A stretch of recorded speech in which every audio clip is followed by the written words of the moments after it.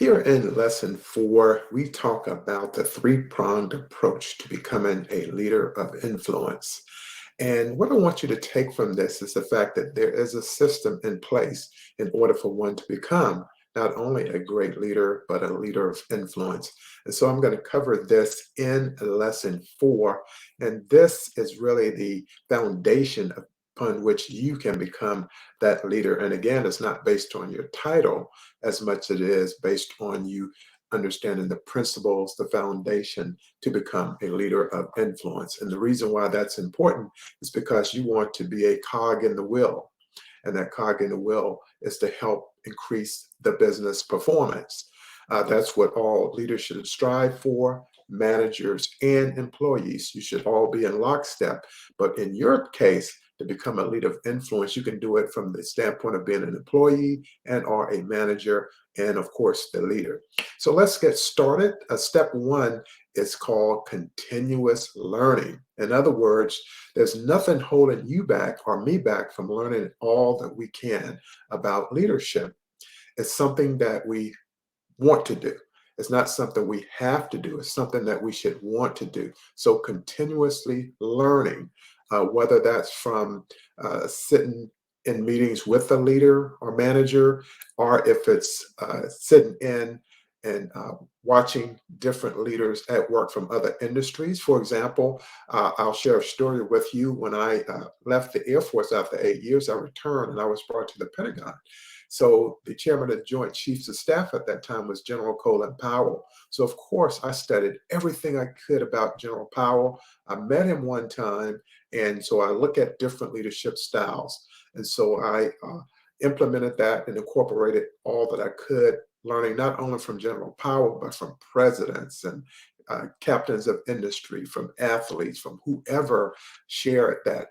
And of course, starting out with my first teachers, which were my parents.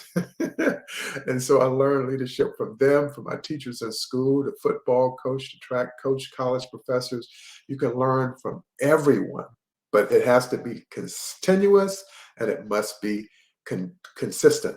Those are the two things: consistency and continuously. That's the key. So step 1 in the three-pronged process is continuous learning. Step 2 is to volunteer for opportunities to lead, or when you have a supervisor or manager that calls you in and say, I need you to take care of this project, they're showing the fact that they trust you, and they're showing the fact that they know that you can get the job done.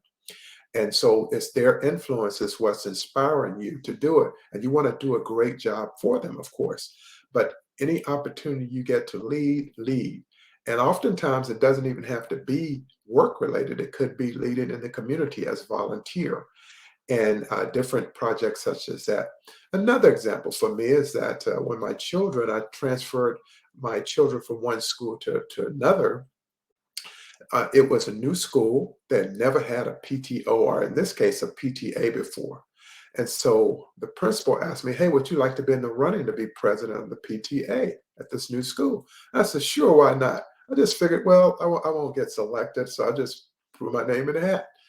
And lo and behold, I was elected to be the president, and I did it for 2 years. So again, it was a leadership opportunity. And not only was I showing my children that I'm a strong advocate for them getting a good education, but for all the students at the school. And the school happened to be on an Air Force base. And I did that for 2 years. So I got a chance to work with the Board of Education for the county. I worked with the base commander. That's the individual who escorts the president to Air Force One.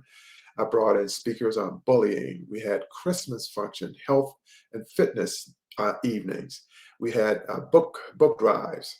And we also had fundraisers where we raised, in 2 years, I raised over $50,000. So it was a great leadership experience.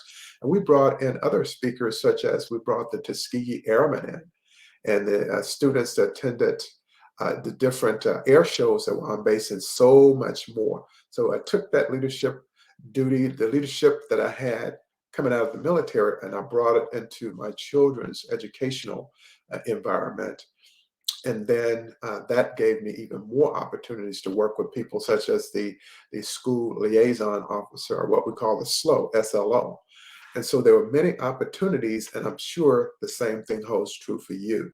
And I also volunteered and assisted the governor of Maryland at that time, and we helped get financial literacy into high schools in that time. So there are a lot of opportunities in which there is something that you can learn with leadership. And then the third prong is to attend the leadership training, to seminars, the workshops, and also to ensure that you're actively involved at all times. So the three-prong approach to becoming a leader of influence is continuous learning, and to have and volunteer for volunteer opportunities and leadership opportunities. And then thirdly, to actually attend leadership development workshops, of which I happen to host through my business, as well as delivering leadership speeches.